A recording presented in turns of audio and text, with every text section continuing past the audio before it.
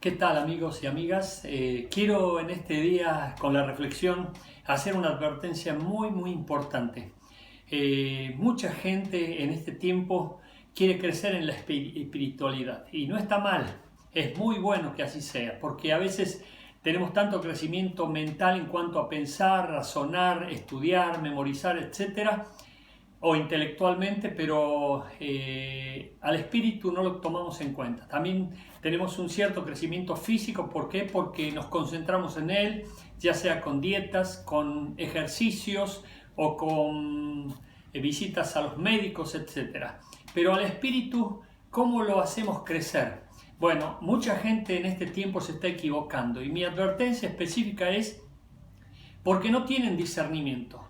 El discernimiento lo da Dios y es el discernimiento que nos permite determinar lo bueno de lo malo, lo sacro de lo profano, lo inmundo de lo limpio y lo que es correcto y de lo que no es correcto. Miren lo que dice el apóstol Juan en su carta en la primera epístola en el capítulo 4. Amados, no creáis a todo espíritu, sino probad los espíritus si son de Dios, porque muchos falsos profetas han salido por el mundo. En esto conoced al Espíritu, el Espíritu de Dios. Todo espíritu que confiesa que Jesucristo ha venido en carne es de Dios. Lo que va a garantizar que nosotros crezcamos espiritualmente y ese crecimiento espiritual nos haga vivir vidas poderosas espiritualmente es que sea de Dios. Y para eso tenemos que confesar a Cristo. Pero al mismo tiempo quiero hacerte un repaso de 4 clases de crecimiento espiritual que yo veo y solamente apruebo uno como el que es necesario que nosotros tengamos en cuenta. Hay un crecimiento espiritual místico y es el crecimiento que hace que las personas lleguen a delirar. Es el que los psicólogos o psiquiatras dicen las personas construyen castillos en el aire, es decir, personas que viven abstraídas de lo real o de lo que es terrenal y solamente se concentran en lo espiritual, abstracto, subjetivo, es decir, personas que no tienen ningún asidero consciente para determinar cosas inteligentes o con entendimiento. El otro crecimiento espiritual que veo muy peligroso es el místico, es el oriental, es el que tiene que ver con el hecho de buscar la abstracción de un momento en quietud, a solas, pero al mismo tiempo en el vacío. Y eso es imposible. Nuestra mente nunca puede dejar de pensar, ni nosotros nunca podemos estar vacíos, porque o lo llena Cristo o lo llena el diablo, o lo llena nuestro ego egoísta, mezquino y lleno de cosas confundidas y desordenadas. Nunca estamos vacíos. Tenemos que estar tomando conciencia de eso.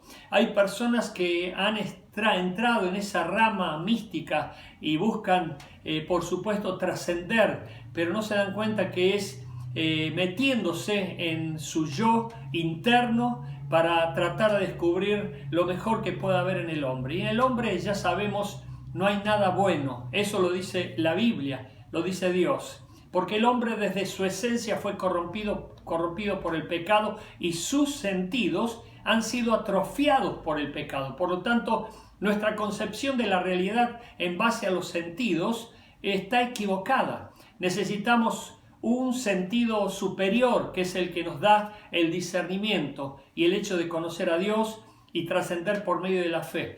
Pero es a ese crecimiento espiritual válido al que me quiero referir ahora específicamente, y es el que provoca a Dios. Y el apóstol Pablo dice que nosotros tenemos que crecer hasta la estatura de Jesucristo y que también tenemos que crecer firmes y constantes siempre. Por lo tanto, tiene que haber una autoevaluación de qué nivel espiritual estamos teniendo.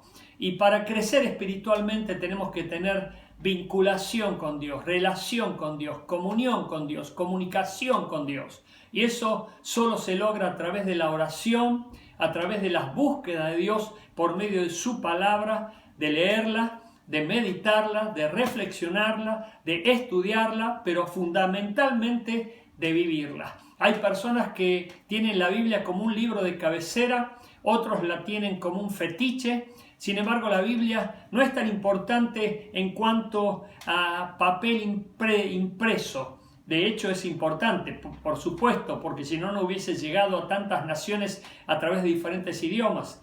Pero lo más importante es lo que está revelado, lo que está escrito. Y eso sí tiene poder para transformar nuestra vida. Por eso el crecimiento espiritual se analiza a partir de la transformación que estamos teniendo a la luz de la palabra de Dios. Porque la Biblia es palabra viva y eficaz de Dios, espada para partir nuestra alma, nuestras coyunturas y aún los tuétanos, y trae el discernimiento de las cosas que necesitamos saber para separar lo sacro de lo profano, lo bueno de lo malo, y de lo que agrada a Dios y de lo que no le agrada a Dios.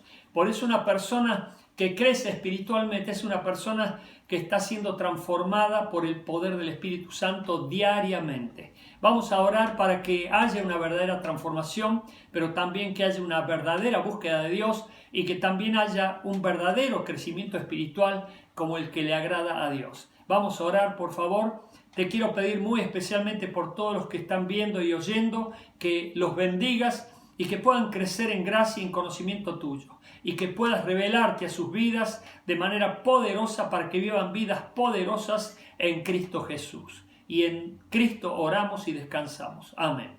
Amén. Amigo, amiga, te espero mañana para una nueva reflexión. Dios te bendiga mucho y te confirme en todas tus entradas y salidas.